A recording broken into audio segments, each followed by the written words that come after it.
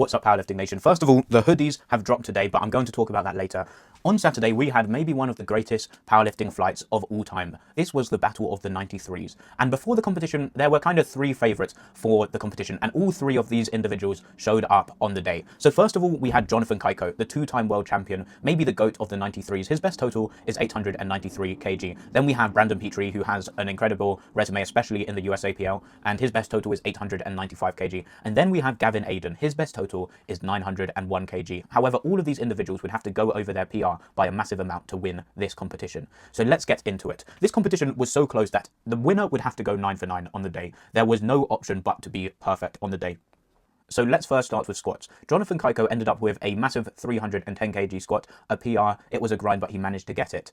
We have Brandon Petrie. He managed to do a 317.5 kg squat, and he had a little bit of room left in the tank. And then we have Gavin Aiden, who ended up with a 346.5 kg squat, an unofficial world record. This was an insane squat. And then we have bench press.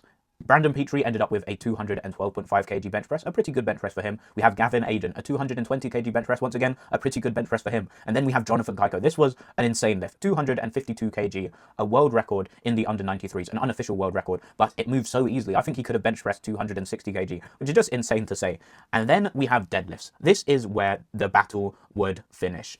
And everyone got their second deadlifts, and final deadlifts rolled around, and this would be when we saw who would win the competition. So we start off with Gavin Aiden. He was the first one to do his deadlift, and this was a difficult decision to decide what weight to pick. So he obviously had to pick a weight which was light enough for him to lift, so that he could complete the lift. But he also had to pick a weight which would be heavy enough to push the other two individuals, Kaiko and Petrie, to their limit, so that they fail their lift. So this was a very difficult decision for Gavin, but he ended up going with a deadlift of 355 kg, a massive deadlift for Gavin, and he looked like he was going to get it. It was so close. However, his quads were just too big, and the weight just slipped at the top, and he didn't get the lift. This was heartbreaking. This would have given him a 921.5 kg total, an unofficial world record in the division. By the way, the world record in the 93s is held by Emil Krestev, which he did earlier this year. He's from Bulgaria, and he did this total at Sheffield.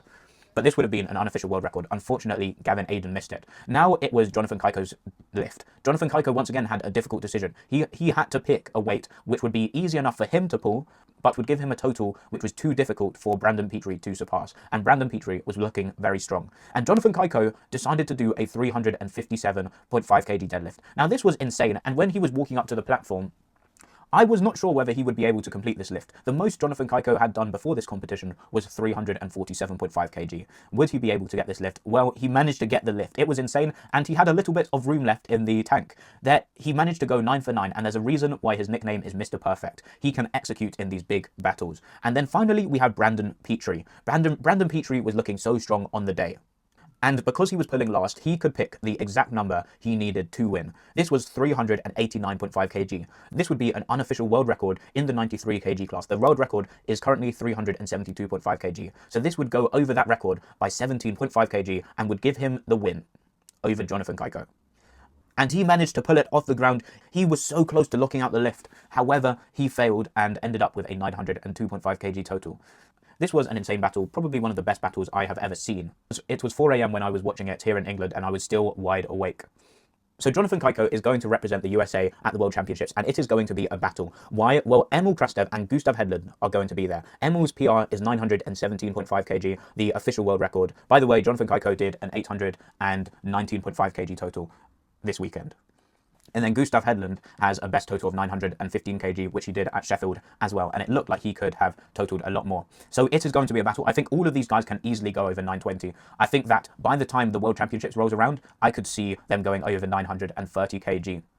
Right now, it's just so close, too difficult to tell who will win.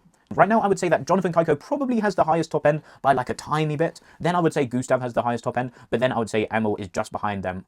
But when I say top end, I'm talking about like 2.5 kg difference in top end. But yeah, I think these guys are going to push each other really far. I think one of them, or maybe more, will go over 930, which is significant because this would be a 10 times body weight total. And yeah, overall, it's an insane battle. Now let's talk about some controversy.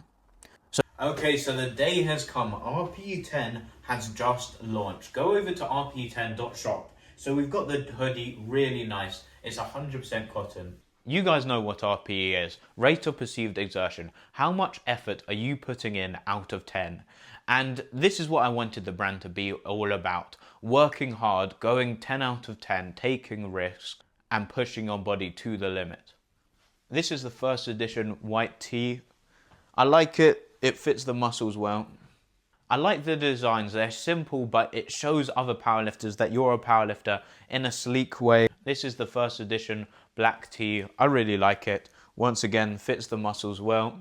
If you like the design, go over to rp10.shop to buy some. Or if you just want to help the channel and help us grow as a sport, you can do so, rp10.shop. Let's get back into the video. So yesterday, the IPF announced that they were going to be banning some knee sleeves. Specifically some stiff knee sleeves from big brands like A7, Inza, Strength Shop. And this was controversial because these knee sleeves were obviously IPF approved before this. And now lifters will not be able to use these knee sleeves after the 18th of August in competitions. And this made a lot of people upset, and this was very justified because people obviously went and bought these knee sleeves thinking that they would be able to use these knee sleeves in competition, and now they're not able to use these knee sleeves.